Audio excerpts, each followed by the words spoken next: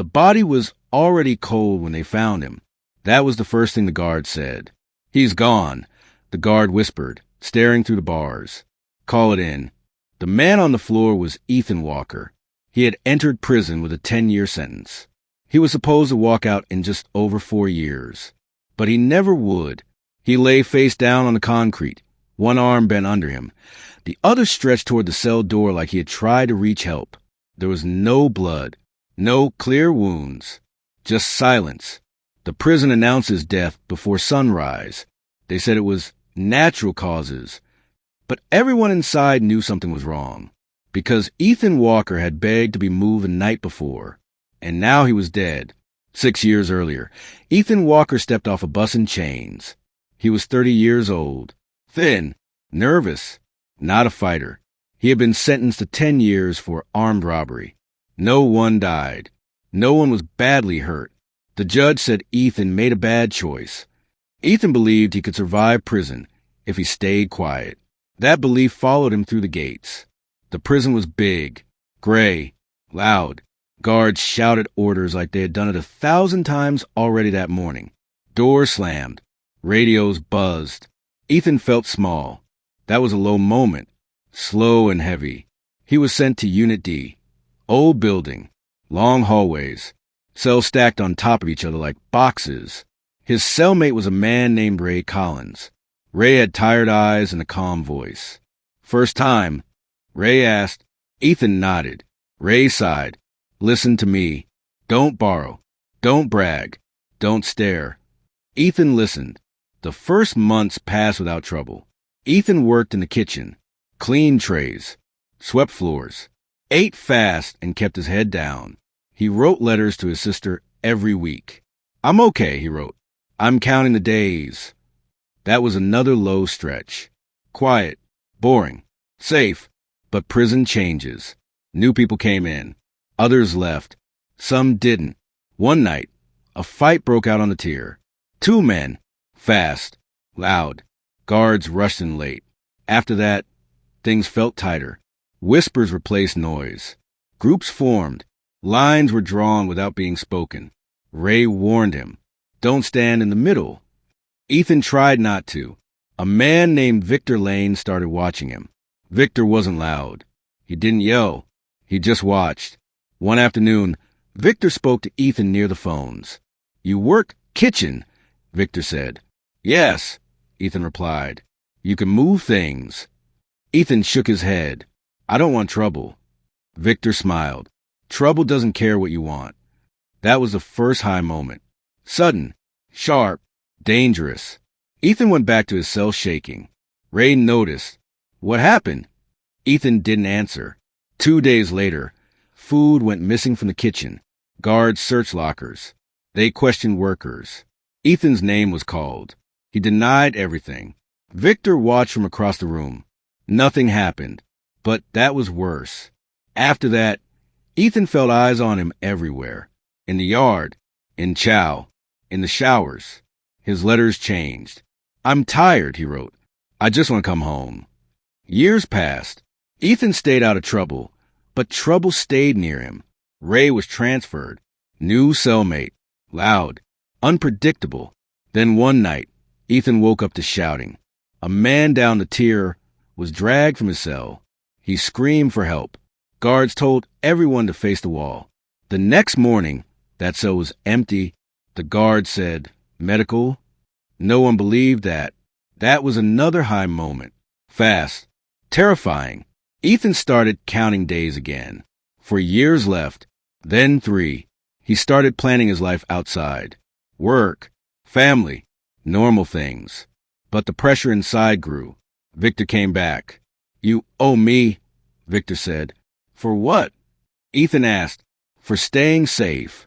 Ethan felt cold. "I didn't ask you for that." Victor leaned closer. "You don't get asked." That night, Ethan couldn't sleep. The next week, a fight broke out in the kitchen. Guards rushed in. Someone blamed Ethan. He was sent to segregation for 10 days.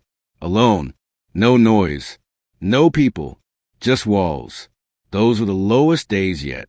When Ethan came back, something had changed. People didn't look at him. They looked through him. Ray found him later in the yard. Ray had been transferred back. "You need to move," Ray said quietly. "Why?" Ethan asked. Ray hesitated. "People are saying things." "What things?" "That you talk. That you know stuff." Ethan's heart raced. "That's not true." Ray nodded. "Truth doesn't matter here." Ethan went to a guard that night. "I need to be moved," he said. "I don't feel safe." The guard looked bored. "You'll be fine." "I'm serious," Ethan said. The guard shrugged. "Put in a request." Ethan did. No answer. The next night, Victor walked past his cell and tapped the bars twice. Ethan didn't sleep. He wrote one last letter to his sister. "If anything happens," he wrote, "please ask questions."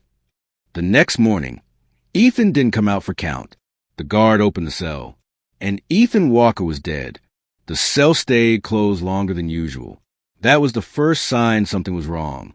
Guards stood outside Ethan's cell, talking in low voices. One of them kept looking down the hall, like he was waiting for someone else to arrive. The rest of the unit was silent. Too silent. In prison, silence means fear. Ray stood at his bars, gripping them tight. He could see Ethan's feet from where he stood. They weren't moving. When the stretcher finally came, everyone turned away. That was another rule. You don't watch. You don't react. But Ray saw enough. Ethan's face was pale. His eyes were closed. There were marks on his neck. Faint, like fingers had been there. The guards moved fast after that. They locked the unit down. No yard. No phones. No visits. An announcement came over the speaker. Inmate Ethan Walker has passed away due to natural causes. There is no threat to the facility. No one believed it. Ray sat on his bunk, shaking. He knew Ethan had asked to be moved. He knew Ethan had been scared. And now Ethan was gone. That was a high moment. Extreme. Final. But the story didn't stop there. 2 days later, Ethan's sister, Laura Walker, got a phone call. She worked at a small office in Ohio. When she saw the prison number, her heart jumped. "This is Central State Prison." The voice said, "We regret to inform you." She didn't hear the rest. Her brother was dead. Laura drove all night to get answers. She stood in a small office across from a prison official who wouldn't meet her eyes. He had health issues, the man said. Laura shook her head. "No, he didn't." "He never complained," the man replied. Laura slammed her hand on the table. "He wrote me letters." He was scared. The man sighed. "Inmates say a lot of things." That was a low moment. Slow, cold, dismissive.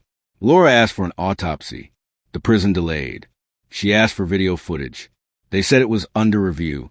She asked who Ethan's cellmate was. They said it was confidential. Laura didn't leave. She filed paperwork. She called lawyers. She spoke to reporters who barely listened. Then someone called her late one night. They didn't give their name. "Your brother didn't die in his sleep," the voice said. "He was killed." The line went dead. Laura's hands shook. Inside the prison, Ray was moved to another unit. No explanation. A guard leaned close and whispered, "Keep your mouth shut." Ray understood, but fear makes people talk. Ray told another inmate what he saw. That inmate told someone else. The story spread in pieces. Victor Lane heard it.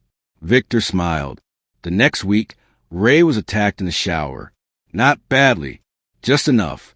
A message. After that, Ray stopped talking. Another low stretch. 3 weeks after Ethan's death, the autopsy report came back. It said undetermined. No clear cause. No charges. Laura stared at the paper and cried. Then she noticed something strange. The report mentioned bruising that could not be ruled out. That was enough. Laura hired a lawyer. The lawyer requested records. Emails. Incident reports. Guard schedules. Most were delayed. Some were missing. One guard's name appeared again and again. The same guard Ethan had asked for help. Laura asked to speak with him. He refused. Then, suddenly, he resigned. That was a high moment. Something was moving. Back inside the prison, Victor Lane was transferred. No reason given. Ray heard whispers that outside investigators were asking questions. Guards were nervous. More cameras appeared. More supervisors walked the halls. One night, Ray was called to an office. Two men waited there. They weren't guards. They asked Ray about Ethan. Ray's voice shook as he spoke. "I think he was scared," Ray said. "I think someone threatened him." "Who?" one man asked. Ray closed his eyes. He saw Victor smile. "I don't know," Ray lied. The men looked at each other. They knew. Laura finally got a meeting with the prison warden. She showed him the letters, the request to be moved, the bruises in the report. The warden stayed quiet. At the end, he said, "We'll review the case." Laura stood up. "My brother entered prison for 10 years. He never walked out alive. Someone needs to answer for that." The warden didn't respond. As Laura walked out, a reporter called her name. "Do you think your brother was murdered?" The reporter asked. Laura turned to the camera. "Yes," she said, "and I won't stop until the truth comes out." Inside the prison, Ray lay awake that night. He knew something else too. If the truth came out, someone else might die before it did. The investigation started quietly, too quietly. No press conference. No big announcement. Just men in plain clothes walking through the prison with clipboards and calm faces. They didn't wear badges on their belts. They didn't raise their voices. That scared everyone more. Ray noticed the change right away. Guards stood straighter. Doors closed faster. Cameras that had been broken for years suddenly worked again. The unit felt watched in a way it never had before. Victor Lane was gone, but his shadow wasn't. Ray was called in again. This time, it wasn't inside the prison. They drove him out early in the morning, hands cuffed, windows dark. He didn't know where they were taking him until he saw the building, a federal office. Two investigators sat across from him. One spoke gently. "We know Ethan Walker asked for help," she said. "We know he was scared, and we know the story we were given doesn't add up." Ray swallowed. "If I talk, I don't make it back alive." The man beside her leaned forward. "If you don't talk, someone else won't make out at all." Ray closed his eyes. He thought about Ethan counting days on the wall, about the last letter, about the tapping on the bars. He was threatened, Ray said, by Victor Lane, and Victor wasn't alone. The room stayed quiet. Ray kept talking. He talked about the kitchen, about the missing food, about how favors turned into debts, about how some guards looked the other way. He named names. When he finished, his hands were shaking. "You did the right thing," the investigator said. Ray didn't feel like he had. Outside the prison, Laura Walker's fight was finally breaking through. Her lawyer filed a civil case. Media picked it up. Ethan's letters were published. One headline said, "Inmate begged for help before dying in custody." That changed everything. Former inmates came forward. One said he heard threats. Another said he saw guards ignore fights on purpose. A third said Victor Lane bragged that nothing would happen. The pressure grew. A month later, the prison announced changes. A guard was arrested. Another was suspended. The official cause of death was reopened. Ethan Walker's case was no longer natural causes. It was now a homicide investigation. Laura cried when she heard the word, not because it brought her peace, because it proved she was right. Inside the prison, fears shifted. People stopped talking about Victor. They started talking about transfers. One morning, Ray's name was called. He expected punishment. Instead, he was moved. Protective custody. It wasn't freedom, but it was breathing room. A guard who once warned him now avoided eye contact. The system was changing, slowly, because it had to. 6 months later, the final report came out. It said Ethan Walker died during an altercation inside his cell. It said warning signs were missed. It said requests for protection were ignored. It did not say everything, but it said enough. Victor Lane was charged in connection with Ethan's death. 2 guards were charged for negligence. Others resigned quietly. No one called it justice, but it was truth. Laura visited Ethan's grave on a cold morning. She placed a final letter on the stone. I kept my promise, she whispered. Ethan Walker entered prison for 10 years. He never walked out alive, but his story did.